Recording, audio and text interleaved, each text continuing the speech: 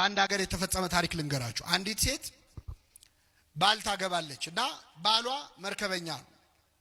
መርከበኛ ደግሞ ስራው ልክ እንደ አውሮፕላን ፓይለት ደርሶ መመለስ በሁለት በሶስት ቀን አይችልም።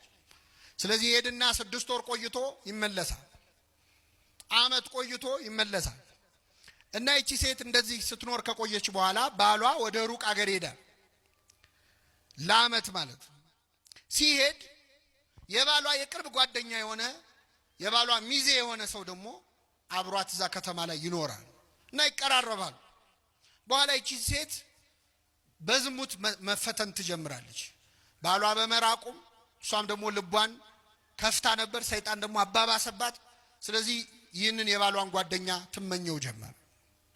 ከዛ መጨረሻ ላይ በሁኔታዎች ብታሳየው ምን ብትለው እሱ በጣም ከሷ የበረታ መንፈሳዊ ሕይወት ስለነበረው አልተቀበላትም። መጨረሻ ላይ አፍ አውጥታ እባክህን ፈቃዴን ፈጽምልኝ እኔ በዚህ መንገድ አስባለሁ ብላ ለዝሙት ትጠይቀዋለች። ስትጠይቀው ይህ ሰው ያዝናል። ጓደኛው ነው።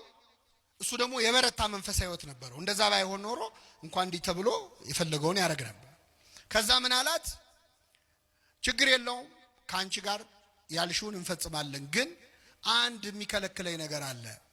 እሱም እንደ ባሏ መርከበኛ ነው እና በመርከብ ጉዞ ሲሄድ የሆነ ጊዜ ማዕበል ተነሳ እና በዚያ ማዕበል ምክንያት ልሞት ስል ስለት ተሳልኩ እና ይህ ስለት ምንድነው? ከዚህ አደጋ ካተረፍከኝ ለ21 ቀን እጾማለሁ እስከ ምሽቱ 12 ሰዓት ድረስ እጾማለሁ ብዬ ለአንድ ወር ይቅርታ እጾማለሁ ብዬ ተስዬ ነበር እና አሁን በአጋጣሚ ጾም ስለወጣ የራሴን ጾም ስለሆነ መጾም ያለብኝ አሁን ፍስግ ነው እንደምታየው ቀጣዮቹን 1 ወራት እጾማለሁኝ እና ካንቺ ጋር በጾም ወቅት ይህን ማድረግ ስለማልችል ከፈለግሽ አብረን እንድንፈጽም ወሩን ለሁለት እንካፈለውና 15ቱን ቀን አንቺ ጾሚ 15ቱን ቀን እኔ እጾማለሁ አላት። እሺ አለች። ምን ያለ ሰይጣን ምን ሳይል አይለቅም ይባላል አይደል? እሺ ብላ እስከ ምሽቱ 12 ሰዓት መጾም ጀመረች። ሳምንት እያለ 10 ቀን እያለ ቀኑ እየቀረበ ሲመጣ መጨረሻ ላይ 15 ቀን ሲሞላው ይቺ ሴት ቤቱ መታ እግሩ ስር ወድቃ ይቅር በለኝ ሐሳቤን ቀይሬያለሁ አለች። ሐሳቧን ያስቀየራ ምንድነው? ጾም ነው። ወታጸምም ኩሎ ፍትወታተ ዘሥጋ የስጋን ምኞት ጸጥ ታረጋለች። አሁን ሰሞኑን ሰይጣን መድረሻ አጥቷል። በነገራችን ላይ ጨንቆታል። በአብይ ጾም እኔ ቫኬሽን የሚወጣ ይመስለኛል። ግምት ነው ደግሞ እንዲህ ያለ እንዳትሉ። ለምን ከሚጾም ሰው አፍ እሳት ይተፋል። ሰይጣን አሁን ይሄን ሰሞን ጨንቆታል። ሌላ ቀን የማይጾመው ሰው ራሱ ይጾምበታል። ሌላ ቀን የማይጸልየው ሰው አባታችን ሆይ ይላል። ጨንቆታል ሰይጣን። አብይ ጾም መድረሻ ነው የሚያጣው። ችግሩ ሲፈታ አብረን እንፈታለን። ችግሩ እሱ ነው። እግዚአብሔር ሲፈታ አብሮ ከመፈታት ይሰውራል። ግን እቺን ሰሞን መድረሻ ያጣል። ኃይል የምናገኝበት ወቅት ነው ጾም፣ አብይ ጾም።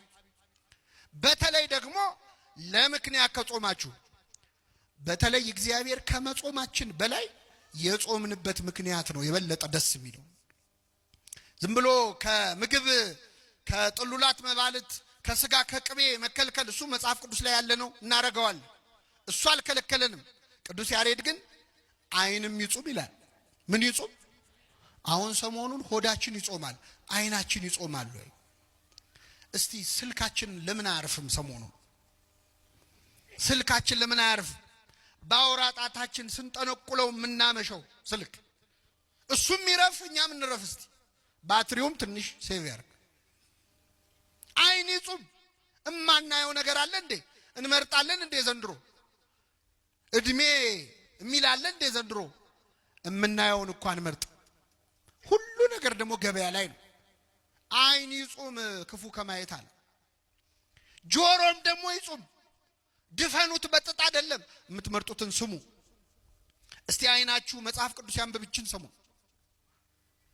እስቲ ቅዱሳት ስዕላትን ይመልከት። መንፈሳዊ ፊልም ተመልከቱበት። ቴሌቪዥኑ ማረፍ ይበል። ስብከት ስሙበት። እንጹም በአይናችን በጆሮአችን። መዝሙር እንስማ እስቲ።